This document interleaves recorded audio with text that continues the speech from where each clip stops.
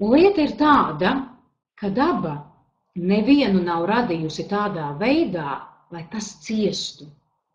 Tā tas nav iekārtots. Tas nav iedomāts tā, tas nestrādā.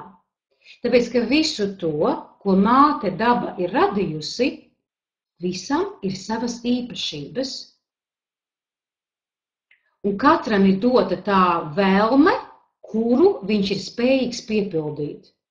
Jums nav pilnīgi neviena vēlme dota bez instrumentiem, lai to jūs nevarētu piepildīt. Un šie instrumenti ir jūsu rakstura īpašības, jūsu psihes īpatnības.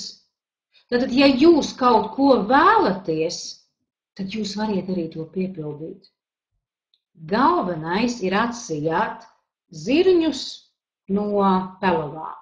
Tātad, kas ir mana patiesā vēlme un kas ir iegūta no kaut kurienes, teiksim, no sabiedrības, tātad kaut kāds uzliktās vēlmes, kad ir jābūt tā. Tātad saprast savas iekšējās patiesās vēlmes. Piemēram, jūs varat